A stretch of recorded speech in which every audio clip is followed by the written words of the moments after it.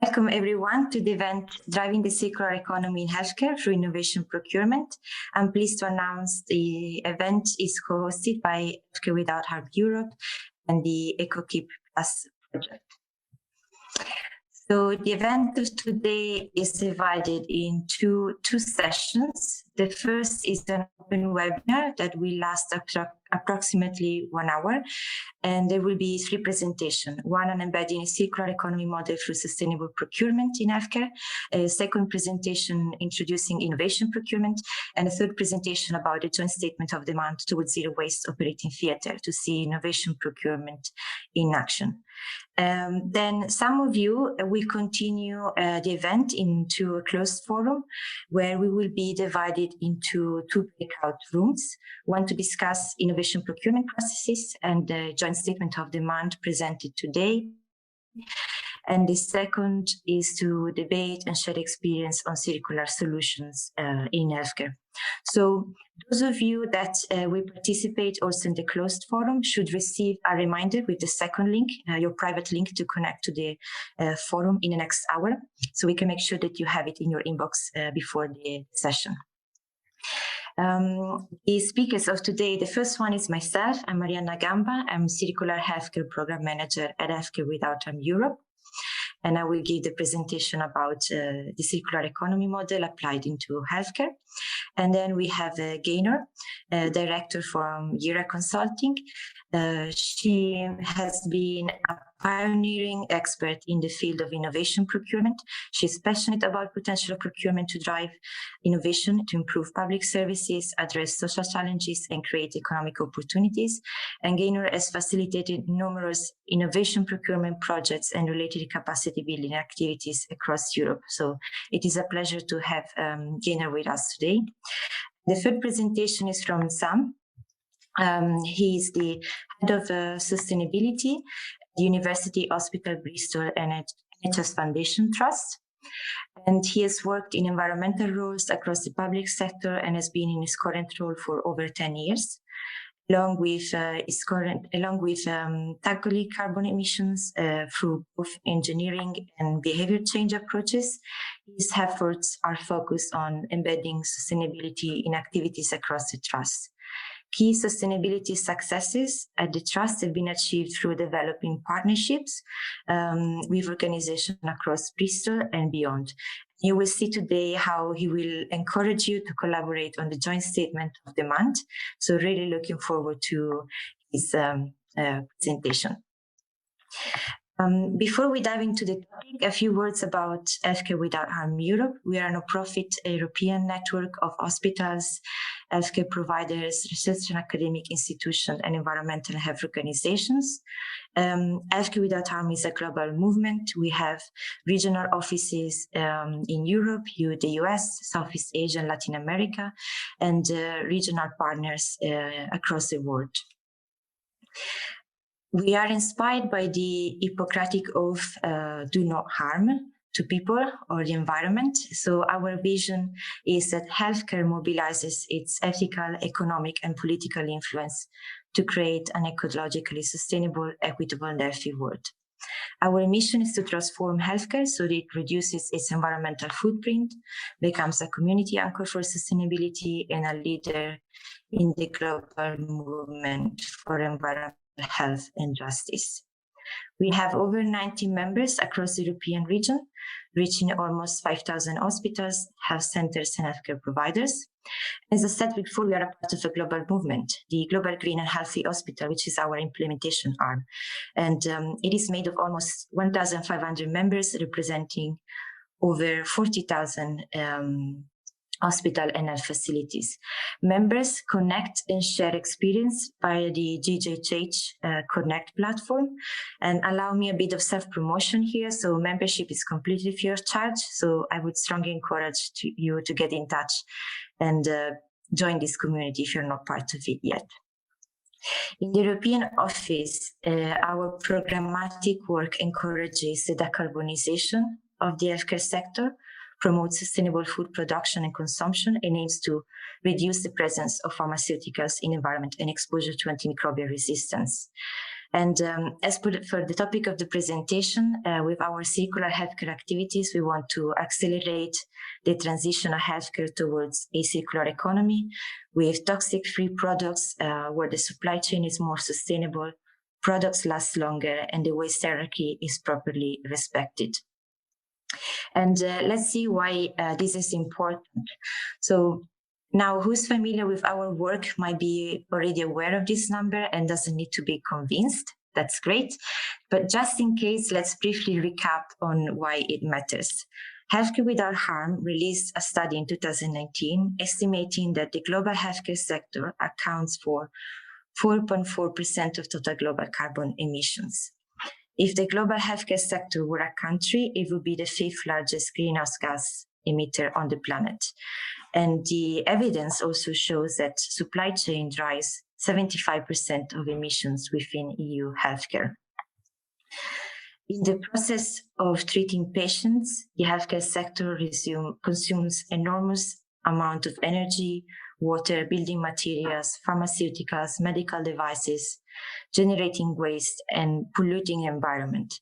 These are some pictures taken during audits executed for Healthcare Without Harm Europe project, but I'm sure that many of you will be familiar with these pictures if you're working in the healthcare sector. This is another picture taken from the audits. How many of you do not know how to deal with all the healthcare packaging anymore? So healthcare is becoming increasingly reliant on single-use disposable products. And we have been experiencing during the pandemic how this made the sector more vulnerable to supply chain disruption and supply shortages. So we think that urgent action is needed to accelerate the transition of healthcare towards a circular economy. Now, the good news is that approximately 10% of GDP in Europe is spent on healthcare, which means that the sector can have a huge political and economic influence. If we look at the public spending, the public procurement, public spending on healthcare is approximately half of public spending in the EU. So healthcare procurement can be a key leverage point for achieving sustainability within the sector and its supply chain. We can start to see sustainable procurement as a preventive medicine. So the process whereby organizations meet their needs for goods, services, works and utilities in a way that it achieves value for money on a whole life basis. So generating benefits not only for the organization, but also for the society and the economy, whilst minimizing and avoiding damage to the environment. How can we tackle these 75% of the emissions and all the waste and contamination that are coming from the products and services that are consumed by the sector? One way of doing that is by applying the circular economy model to your procurement practices. The circular economy is a model of production and consumption. It strives to maintain usability of existing materials and manufacture products as long as possible through different consumption models like sharing, leasing, reusing, repairing, refurbishing, many R words.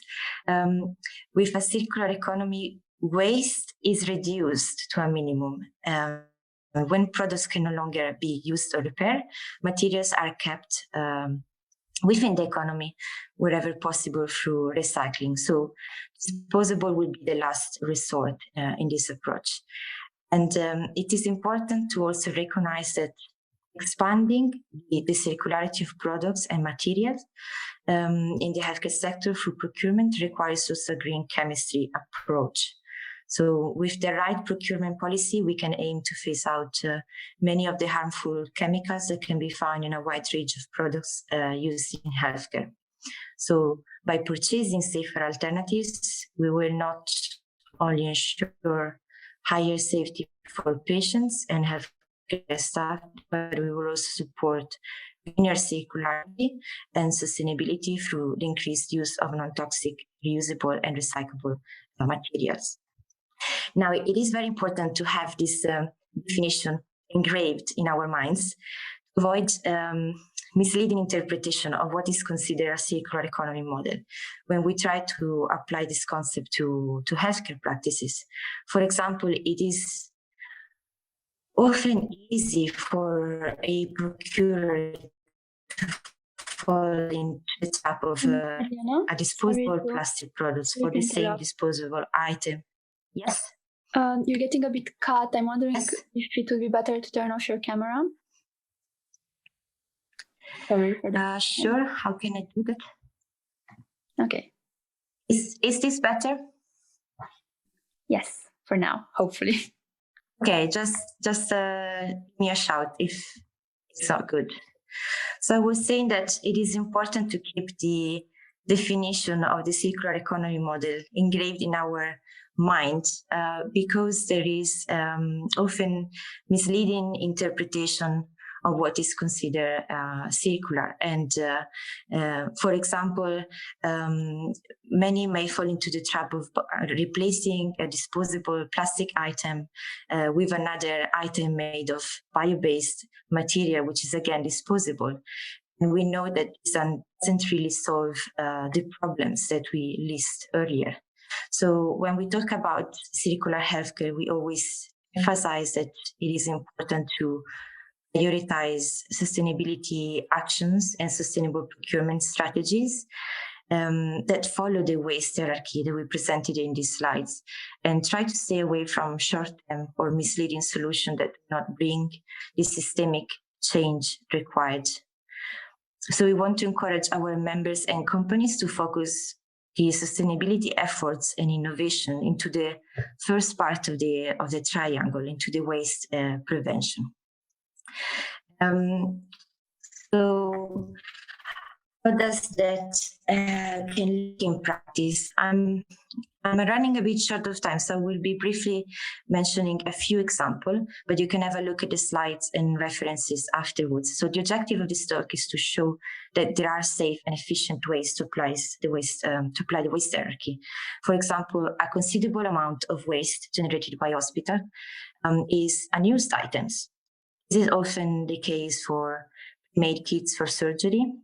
So, for example, you could discuss with your procurers and suppliers if all the products that are in these packs are needed or can be supplied in a more efficient way.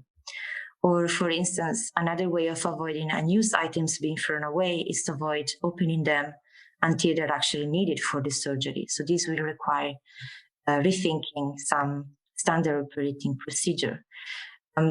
Wasted unused items do not only come from custom packs. During our waste audits, our participants noted that more wipes were taken out of the box than were needed because of improper packaging. These issues has also been observed with gloves. So, for example, the Skåne region in Sweden found that 6% of their gloves were discarded to them falling on the floor. And I think this is where procurement could come in place and certain criteria can be included to improve the design and functionality of the packaging, for example. There are also many opportunities to reduce the number of products and resources used in the facility. And this can be done by select already the procurement stage, reusable products instead of disposable ones. So we should try to reserve enough single-use item only for essential applications when no viable alternative exists, or where there is for example, proven high risk of infection. For example, textile is one of the product categories where disposable options are becoming more common, but single-use textile is representing a high proportion of the total plastic waste generated in healthcare. Medical protective clothing, drapes, backpacks, you name it. So reusable textile would offer a more sustainable alternative, and not only because of the waste and potential cost reduction, but also because there is a potential to reduce the overall amount of hazardous chemicals that are used to manufacture the product. There are, of course, many reusable options in operating theaters. which can be interesting for the discussion about the operating theaters afterwards. And something to consider are also, for example, reusable sterilization containers as an alternative to blue wraps. Many hospitals worldwide are really successfully using aluminum sterilization containers instead of blue wraps, and they're proving that this approach helps them halving their emissions. Another way to reduce the amount of resources is to discuss with procurers options for reprocessing some of your devices. Medical device reprocessing is a process carried out on a used device in order to allow its safe reuse, including cleaning, disinfection, sterilization, and other procedure to restore the item and its technical safety and functionality. So reprocessing and remanufacturing of single-use devices is one of the opportunities for hospital and health systems to minimize waste, achieve their sustainability costs, as well as reduce the cost. I included here an example for a Portuguese hospital that is already using this approach, and then a series of items that you could consider for reprocessing. And then in the waste hierarchy, we come to recycling. And as I said before, I think it is important when it comes to plastic recycling to think whether this is the right choice. Plastic recycling has become a popular approach to sustainability in healthcare.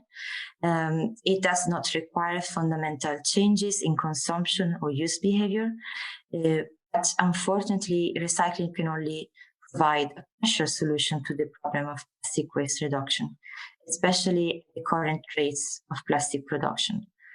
So plastic recycling should probably be considered when refusing, reducing, reusing, reprocessing. All the other R's that we explained before are not possible. Or even when the items that are reusable have reached their end of life, it's of course preferable that their components are recycled or repurposed.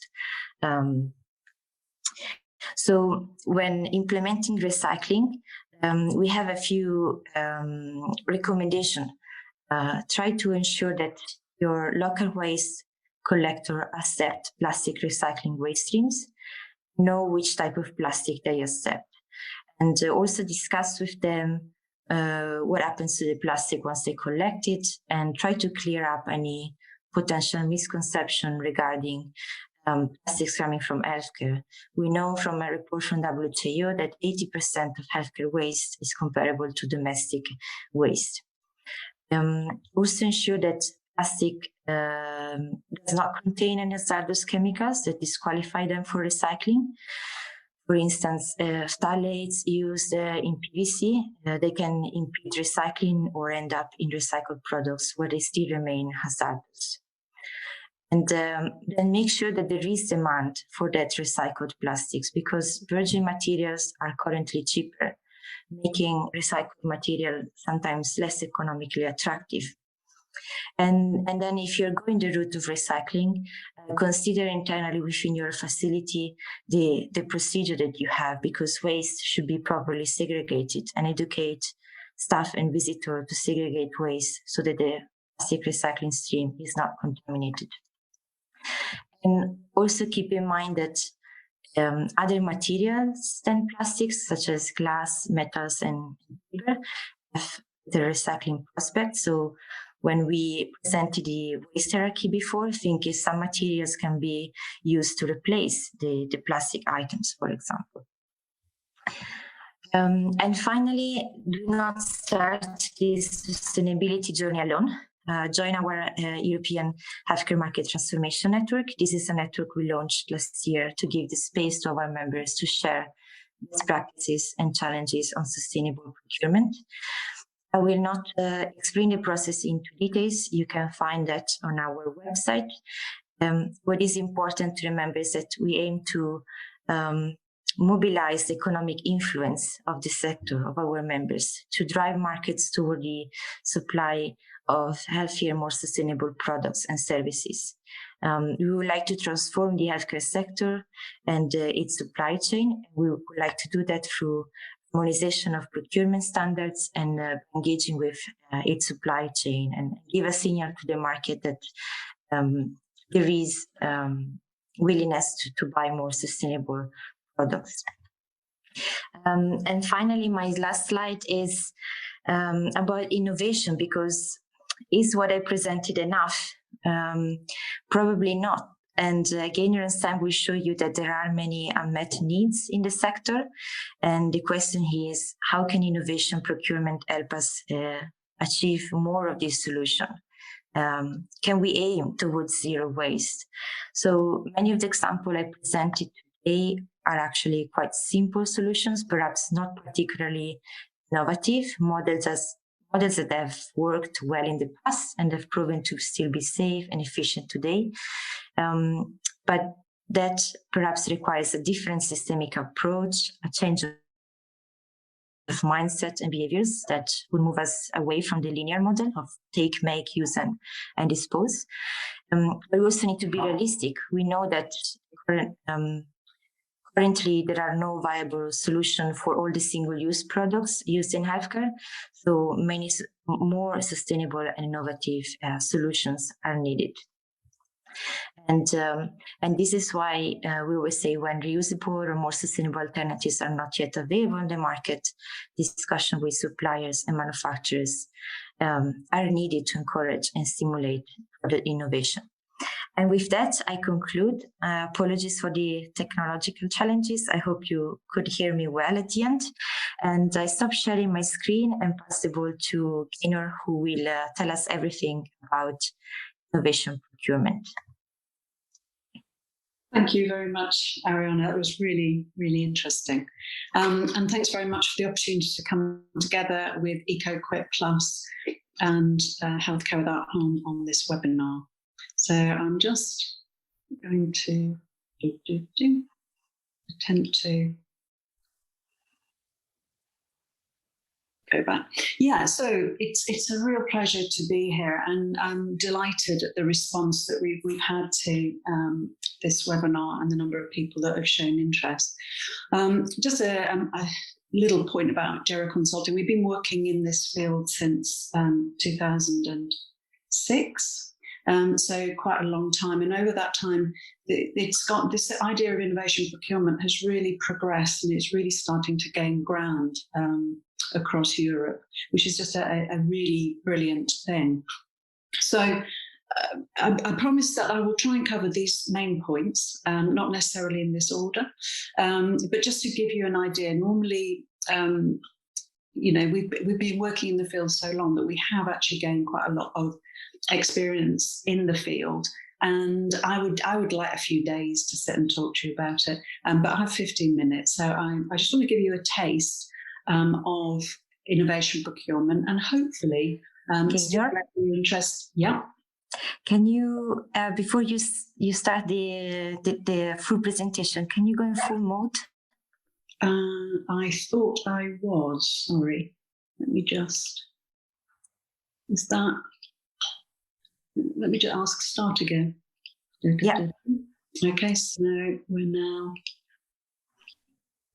Is that? Yeah, that's perfect. Yeah, great. Okay, I must have slipped there.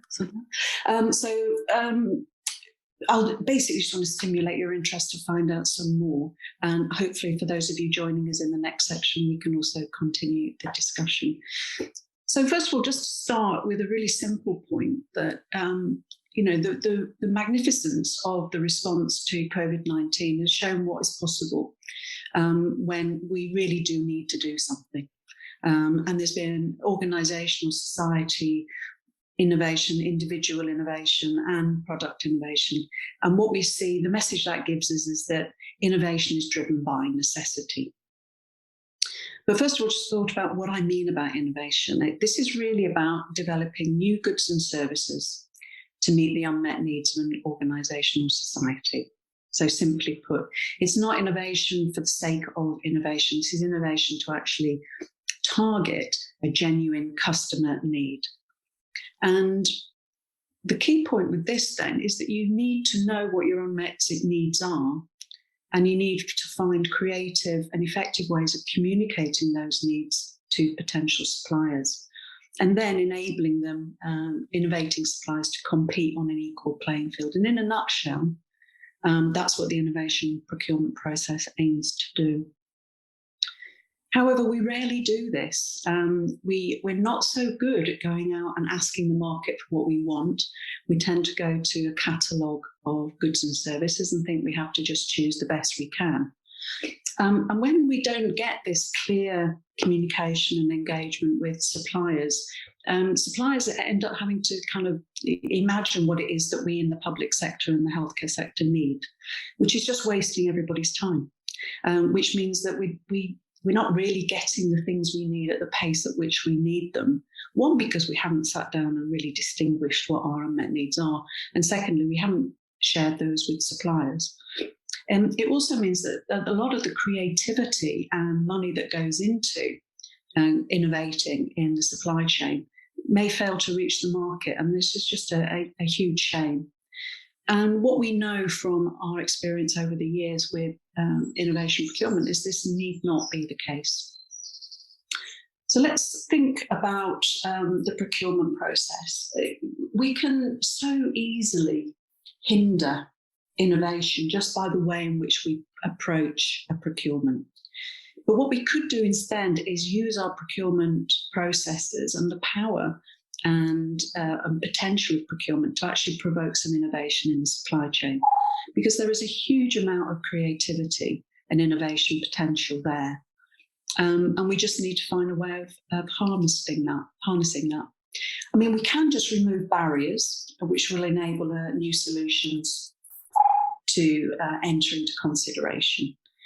So, for example, to allow alternatives to be proposed to change our selection criteria, for example.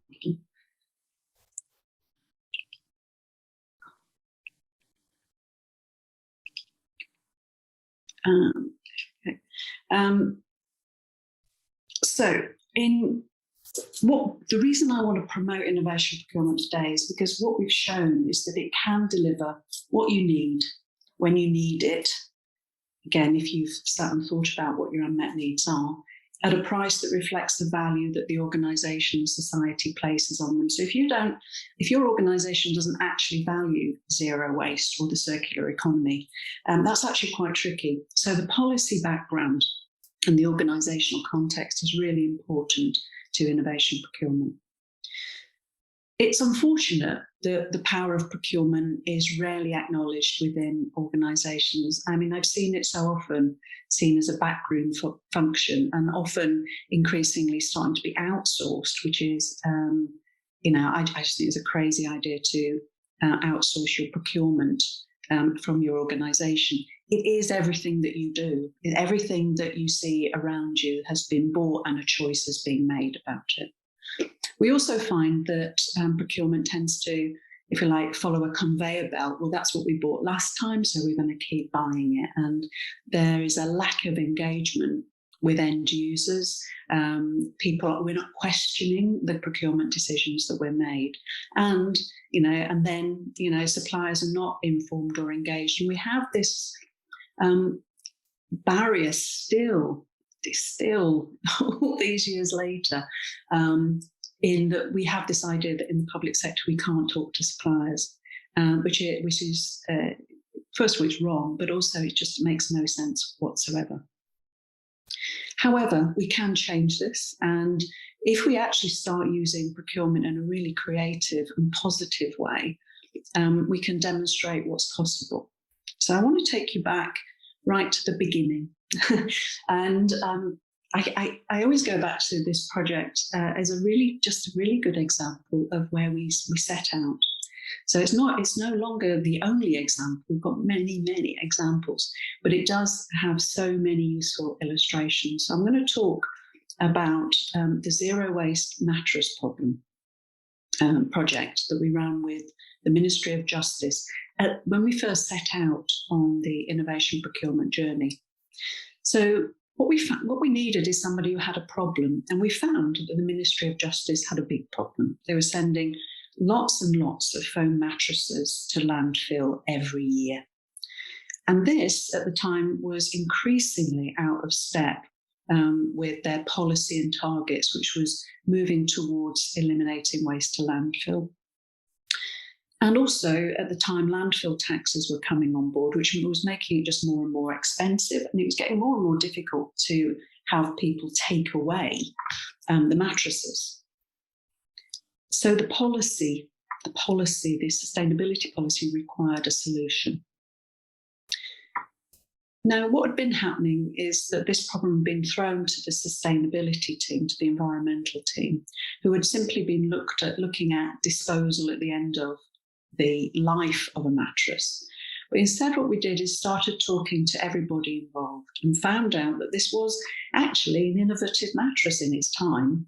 It was delivering exactly what it was being asked to do in a extremely long 36-page specification that just seemed to get longer every year. But they hadn't really thought previously about changing what they were buying, changing their approach to procurement. So instead of just working with the sustainability team, we engaged the head of procurement, who was really interested in not only the problem, but actually finding new ways to transform his procurement team and update the approaches that they were taking. So in some cases, in some senses, we really struck lucky with this guy, who was a real asset. What we actually looked at is what was the real cost? And this was a really important part of the discussion, not only the price that was being, that the mattress was being bought for, but what was it actually costing in terms of the disposal as well. We brought together a cross-departmental team, and after a few months, everybody came on board and actually said, yeah, do you know what we need? We need a zero waste mattress. The next step was to say, well, actually, if that's what we need, we better go and talk to suppliers. So we drafted an outcome-based requirement. So this meant that we didn't know what the answer was, but we just knew that the outcome we needed was a zero waste solution. We invented at that point something called a market sounding exercise, sent information out to the market and published a prior information notice in the official journal. And what we knew is that we couldn't, this wasn't going to happen overnight. The supply chain needed time to adjust to this. So we said, okay, well, we're not going to need a solution for 2 years. So that's going to give us plenty of time to engage the supply chain. We had a fantastic response, and a concept viability market consultation event was held and was really well attended by the market. And overall, the response of the market was to the opportunity was more than we could have anticipated. They really loved the approach, and they basically said in the concept workshop, you've got to stop buying mattresses and start buying a whole life managed service.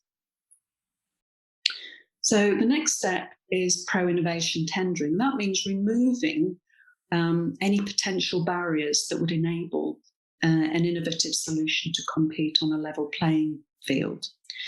The sort of things that we're talking about here is an outcome-based specification, and this is the one here that we used.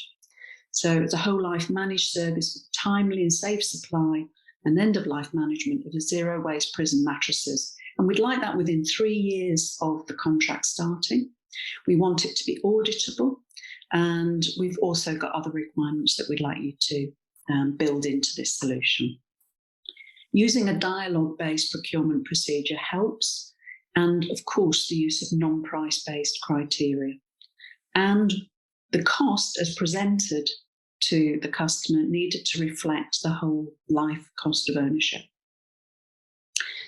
The result, we got a zero waste managed service from the start of the contract, series of innovations and a cost saving of 5 million euros over the life of the project. And the punchline of the story is it was the same supplier who won the contract. So what does this tell us? You don't ask, you don't get. You kept buying the same thing, and you keep getting the same solution. Nothing changes. You've got to start thinking about what it is that you're really after, and dare to go to the supply chain and ask them to supply it. So we've got 3 distinct phases of innovation procurement: preparation, market engagement, pro-innovation tendering.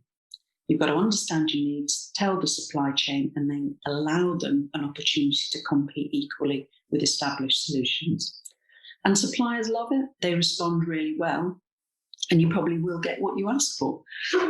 Sometimes, however, and Sam might elaborate a bit on this, the internal barriers are bigger than the supply chain barriers.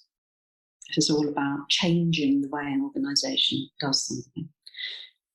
We wanted to create a safe step-by-step approach, which is what we did, forward commitment procurement procedure, and we're still using this today, even though it just keeps evolving based on our experience. So, in brief, identify your needs, express them in the outcomes, and stop picking the answer before we talk to the supply chain. Make sure that you bring everyone on board from the start, and that was a lesson hard learned. And make sure that you provide early warning and allow time for innovation. Okay. There are now, that's one example of success, and we've just kept going and kept improving the procedure, and we've had many, many successes. And there's a collection of ones relating to healthcare in the EcoQuip final report, which is the predecessor project of EcoQuip Plus. So I thought one of the questions that might pop up today is, okay, what's the difference between innovation procurement and sustainable procurement? Innovation procurement, this is my attempt at this distinction, is innovation procurement drives new solutions to come forward and creates the conditions where they can be brought into an organisation. Sustainable procurement tends to, it's an evolving field, and it's getting more and more sophisticated as time goes on. But typically, it seeks the most environmentally sustainable solution that's already in the market. What I like to see is innovation procurement for sustainability, quality, and efficiency, and pushing the boundaries and leading to better outcomes. And here's just an example from another project that we ran with the Rotherham NHS Foundation Trust and Barts Foundation Trust, which is another example of you get what you ask for. We could have gone out to the market asking for an energy efficient bedhead lamp, but instead we went out to the market and said we wanted a step change in patient experience and energy efficiency, a future ready biodynamic lighting system. And that was what we got. And that's the difference. And that solution that came forward was then future ready to be able to take on board organic LEDs as they become available and affordable. Something that Arianna alluded to, and I think is really important, and it is this need not only for innovation, but for collaboration. And it's going to be key in the transition to circular economy. We don't need to be doing this on our own. We can be much better at harnessing procurement to drive innovation, not only the selection of the best available, and finding new ways of collaborating, jointly acting together, copying good practice, and sharing ideas. So thank you very much indeed. And just to let you know that if you're interested in finding out more, you can connect with me via LinkedIn, or indeed if you would like to join in the discussion on innovation procurement for sustainability, do join the EcoQuip Collaborative Buyers Forum on LinkedIn. Thanks very much. I shall now hand over to Sam.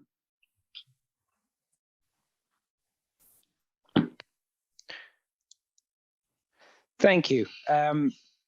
So you've now heard from the experts, Arianna's really useful background, and Gaynor on the details of this process. Now I'm going to lead you into how we actual project of what we've been working on. Let me just start that. There we go. So I've been working in environmental roles for quite a long time, about 20 years. Last 10 years in healthcare, which is complex. Sam? Sorry, we can still see the PowerPoint.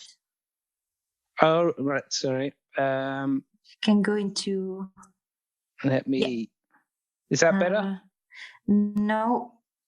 Maybe try to reshare your screen again. Yeah. Okay.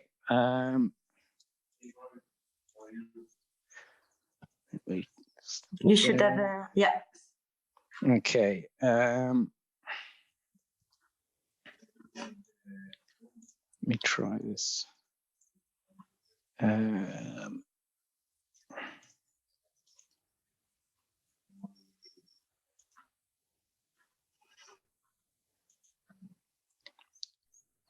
Is that working? Yes, it's perfect. Great. Thank you. Thank you very much. Sorry for interrupting.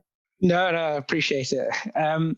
So, yeah, working complex healthcare, which has only really recently recognized the importance of environmental issues, is a really challenging environment. So it's not easy working in sustainability, where we have to deal with these complex, wicked problems like climate change. And the thing with these problems is we don't know the answers to them. But there is somebody out there who does. And I think this is why this collaborative innovation procurement approach really appeals to me. So our problem, the plastic problem. Well, Arianna has given some really useful background into the plastic problem.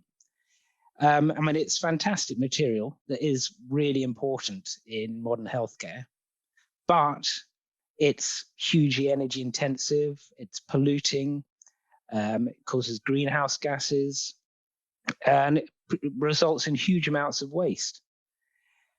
In fact, we're expecting by 2050, there'll be more plastic in our oceans than fish, which is terrifying. The emissions from the pollution are a huge impact on health. And the health system produces, in the UK, produces huge amounts of plastic. And a significant amount of that is in our operating theatres.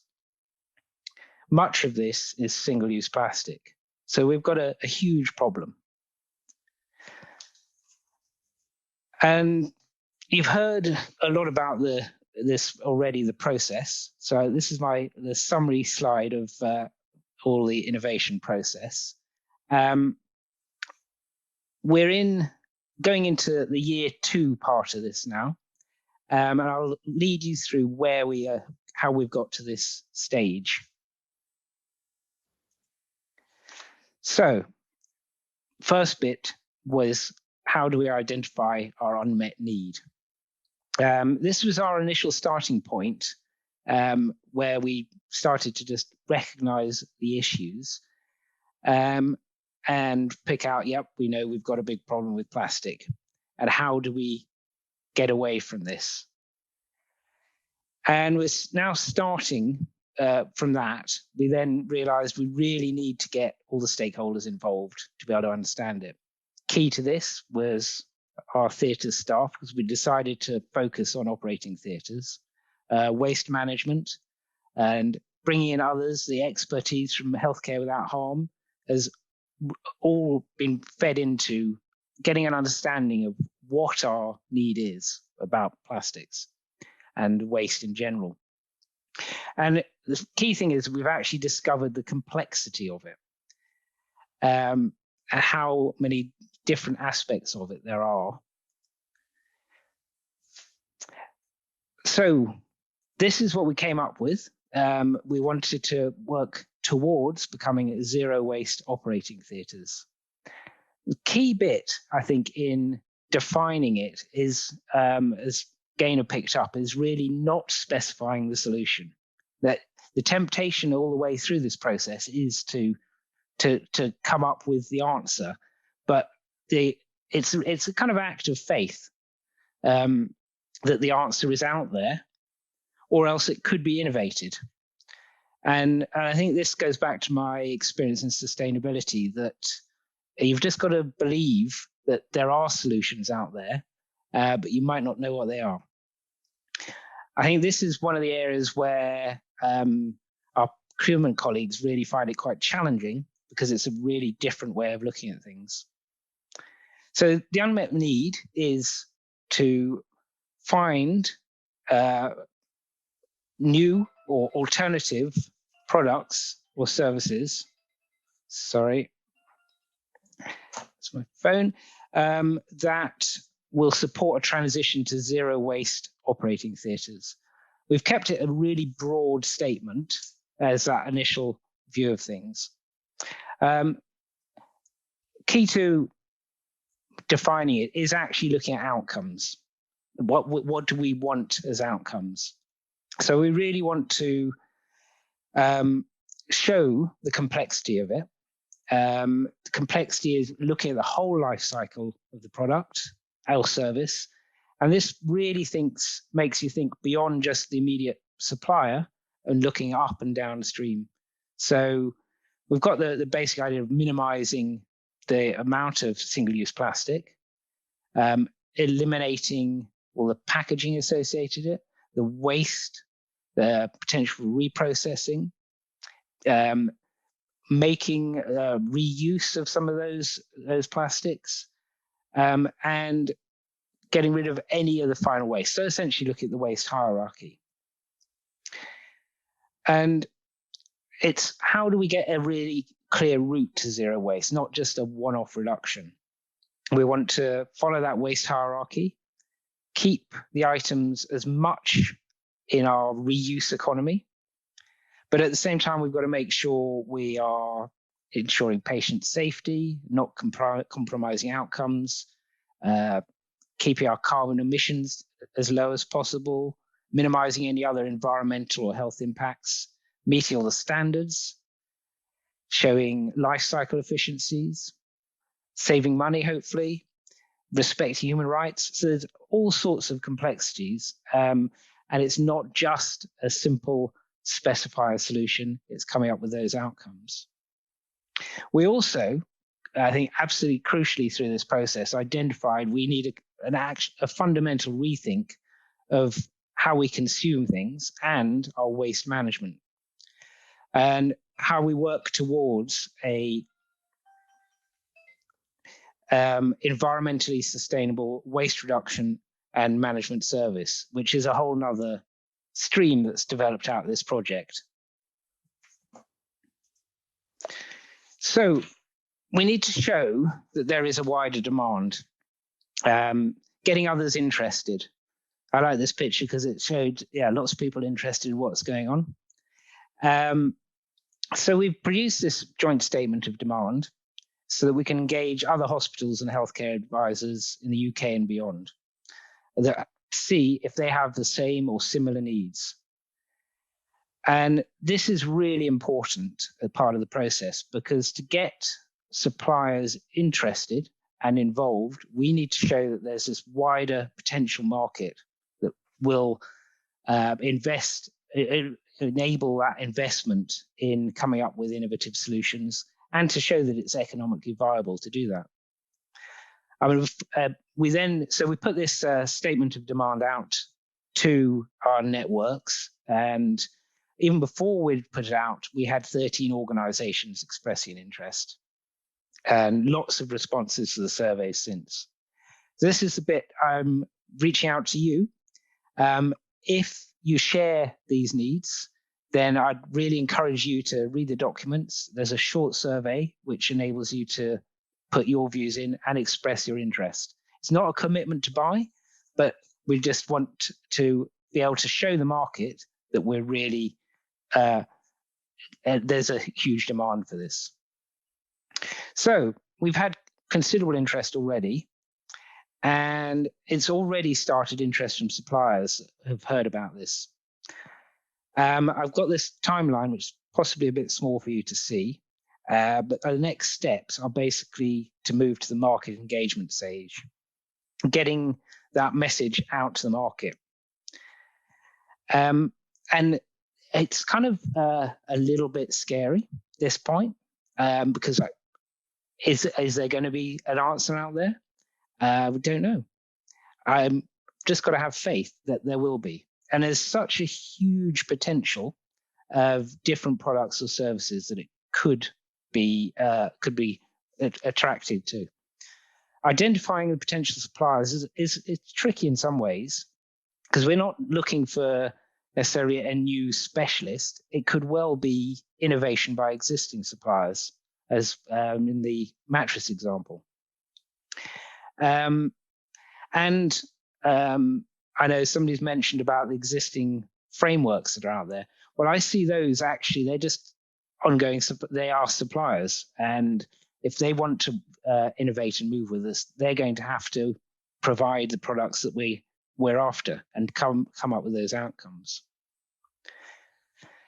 So we're about to go out to the market with put this information out there. We wanted to put out an advance notice, a PIN notice, to say this. And this is where we hit a bit of a challenge. Our procurement staff, the operational side, who would produce that advance notice, hadn't been fully engaged with this project. The higher levels of the procurement had been involved, but the operational side hadn't. And so when we wanted to put out a PIN notice, there was this significant resistance. I think they are very overworked, and they saw this as a huge amount of work, and they didn't understand the process. So we had lots of reasons why it wouldn't work, and they just want to run a traditional, send out a specification and tender.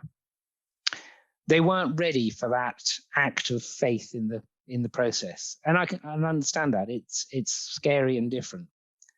But I think actually the most important part of this is actually learning this innovation procurement approach, because I can see it being hugely valuable in solving other complex problems going forward. So it's absolutely crucial we get them on board. Our decision-making up to this point had been a small group where the approvals had gone through, which had been part of our Sustainable Procurement Working Group, which included the Deputy Director of Procurement, but not all the key stakeholders, including the operational procurement staff. So we took a step back and we set up a project board dedicated to this with all the stakeholders. We've got the terms of reference agreed, and the first meeting should take place very soon. So we're almost at that stage, the exciting phase I see it as, of getting the market sounding out there and starting to engage the market.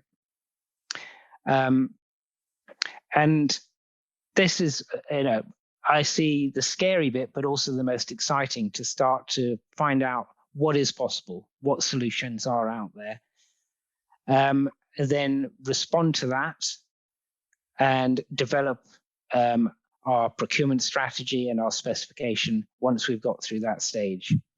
And then actually launch the tenders and the specifications out to the market with what we've worked out is available and possible. So it's an exciting moment, but it is rather scary. This pro-innovation process isn't easy, but I have faith that the solutions are out there and we just need to enable them. Thank you. Thank you very much, Sam, for this presentation and for showing us the joint statement for demand. And thank you very much also, Gaynor, for your insight into innovation procurement. I think we still have time for a couple of questions, but not. We try to answer most of them through the chat because we want to, through the Q&A, because we want to close on time for the second session. So I have one here, Gaynor, it's about the EcoKeep Plus project. And the question is if the EcoKeep case referring to the so-called outcome-driven innovation is by Anthony Orwick. The person asked, it sounds very familiar with unmet needs and don't focus on the solution, but on the job you do and its unmet needs. I don't know if you want to comment on that. Yeah, I can do. I mean, it's not. It sounds exactly right, doesn't it? Yeah. Yeah. But there is just relying on outcome-based specifications. I think is brilliant. It's better than not. But I think you can do more than that. And also, it's not trivial coming up with an outcome-based specification. I do know that Charles Edqvist in Sweden is pushing a sort of functional specification approach through their procurement process, an academic pushing that approach there. And we've had several debates on this. It's not in that it's one of the tools in the armory. And actually, there have been several projects where by the time we've done the outcome-based requirement to the market, the right thing to do at the procurement stage was actually not an outcome-based specification. So it's a process of understanding what's going on and what is required in order to achieve what it is that you want to achieve. But in principle, absolutely, you give the market a chance to come up with a solution and not prescribe it. The example, the horror of seeing, I remember it was in the days of fax machines, and I remember seeing this specification for mattresses, and it just kept coming and coming and coming through the fax machine, and we got it down to one page, and that was the right approach for that. But working in something like in the hydrogen fuel cells, buses, you by the time you've done the market engagement, you're really clear that you want a hydrogen fuel cell bus because it actually fits with your energy infrastructure. So there's it's pretty much out that horses for courses. Sorry, that was a really long answer, wasn't it? But you get the idea. Thank you. Yeah, I think it was a good answer. I also have. I did see there was quite a few comments about supply chain in there. Do you want me to address some of those? Yeah, I don't know if either you or Sam would like to comment on that. I'll start, Sam.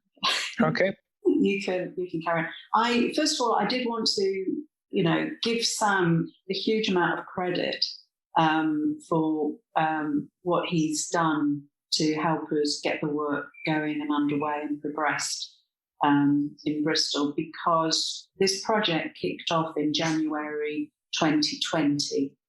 So we actually had a kick-off meeting in Brussels, and that was the last time I travelled. And so doing this type of work in that context was significantly, as you can imagine, more challenging than normal. The ability to get the right stakeholders in the room, impossible. On Zoom, pretty much impossible until after the summer last year. So I just want to give him a real shout out for everything he's done to progress that. From the beginning, I started reaching out to NHS supply chain because obviously, that's where a lot of the theatre service goods are bought via their frameworks. And what became clear is that when you look at the list of products and, we said, okay, well, just give us some examples of the sort of thing that are bought, send us a screenshot of what's available.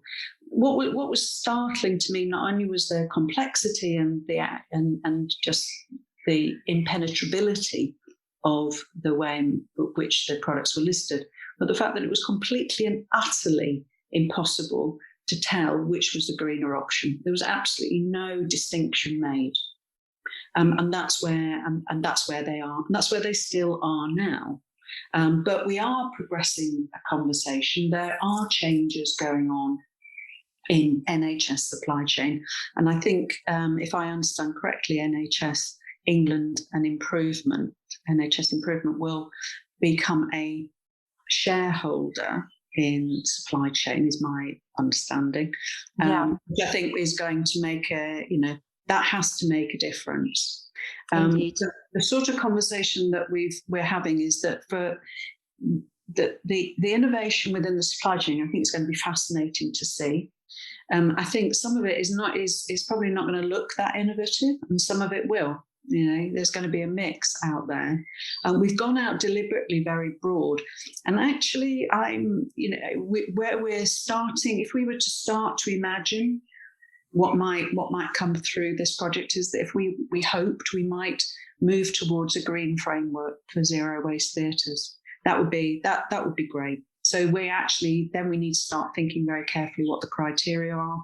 We'd want progressive criteria, and so that the suppliers could transition to a more popular with buyers framework. So that means promoting that framework to buyers.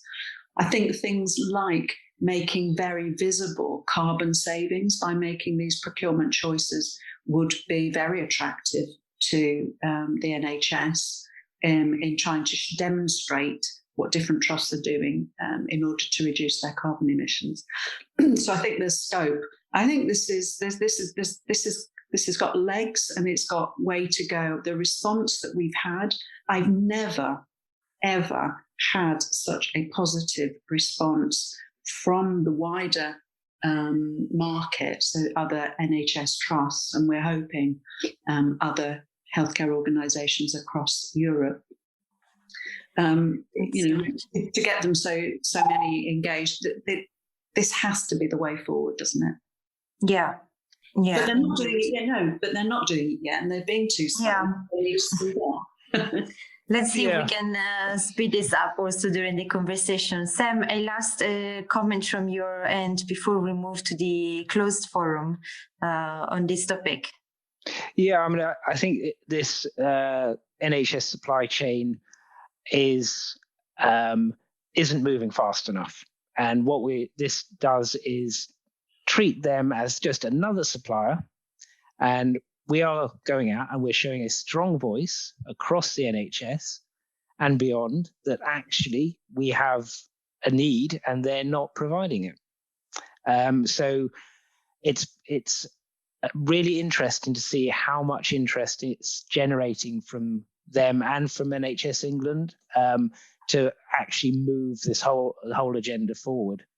And I think that's what the power of this project is actually driving NHS supply chain to start to meet our actual needs. So it's a kind of pressure movement, and I really hope and believe that they will get on board and start meeting those needs going forward, and look at this in a much wider context of green frameworks and providing those products and services that we want. Great, excellent. Thank you very much for your answer, both Sam and Gaynor. So we are a bit late, so I would like to close this open webinar here. Thank you very much again to the presenters and to the attendees for the many interesting questions. And we hope we have learned something new today, and we'll have some ideas to bring back to our work. So thank you very much again, and see you soon. Bye.